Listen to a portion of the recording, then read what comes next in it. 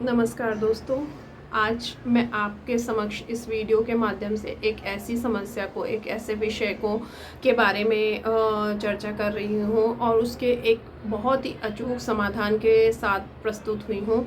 और आपको यकीन मानिए कि यह समस्या जो है हमारे जीवन के प्रत्येक व्यक्ति के साथ कहीं ना कहीं बहुत ही बुरी तरीके से जुड़ी हुई है। हर व्यक्ति आज के इस भौतिक युग में सुख सुविधाओं को जोड़ने के लिए या फिर कहिए परिजनों की ज़रूरतों को पूरा करने के लिए, अपनी दैनिक ज़रूरतों को पूरा करने के लिए कहीं कहीं तो मेडिकल की समस्या या फिर अस्पताल के खर्चों के कारण या फिर कहीं कहीं तो इनकम ही नहीं है। ऐसी भी समस्या है कि इनकम ही नहीं हो पा रही है घर में और यह समस्या अपना घर बनाते जा रही है। और इसका समाधान यदि वक्त पे ना हो तो यह हमारे जीवन के लिए नासूर की तरह बन गई है। जी हाँ, यह 2 शब्दों की समस्या है। कर्ज है बहुत छोटा शब्द, पर यदि यकीन मानिए यदि इसका समाधान वक्त पर ना मिले तो यह जीवन को नरक से भी बुरी यातना देने लगता है।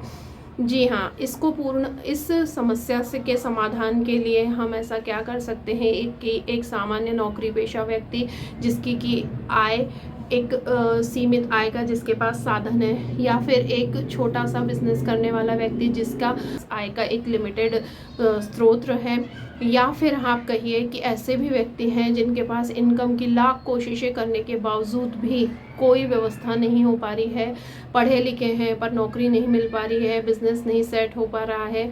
तो हम ऐसा क्या कर सकते हैं कि हमें इस कर्ज की समस्या से समाधान मिल सके। क्योंकि होता यह है कि हम ईएमआई को पे करने के लिए, एक ईएमआई को ख़त्म करने के लिए दूसरी जगह से लोन ले लेते हैं, दूसरी जगह का लोन पे करने के लिए फिर नई कहीं से या तो उधार या फिर पैसों की व्यवस्था करते हैं और यह मकड़ जाल हमारे जीवन में फैलता ही जाता है।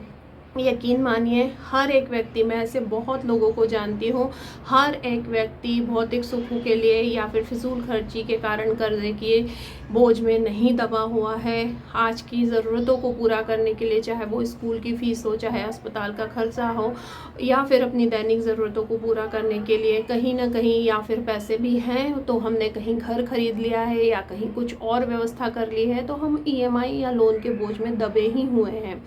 तो आप फटाफट से नोट कर लीजिए, एक छोटा सा उपाय है। इसमें आपको किसी तरीके की कोई खूब ज़्यादा पैसों की खर्च या व्यवस्था नहीं करनी है।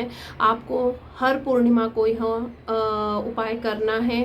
और पूर्णिमा के दिन याद रखिएगा, पूर्णिमा की संध्या होनी चाहिए। कई बार पूर्णिमा शाम को 3-4 बजे ख़त्म हो गई है, एक दिन पहले रात को लगी थी, तो हम उसे पूर्णिमा दूसरे दिन मान के शाम को पूजन नहीं करेंगे। हम उस समय पूजन करेंगे जब पूर्णिमा का काल लगा हुआ हो, पूर्णिमा का समय लगा हुआ हो।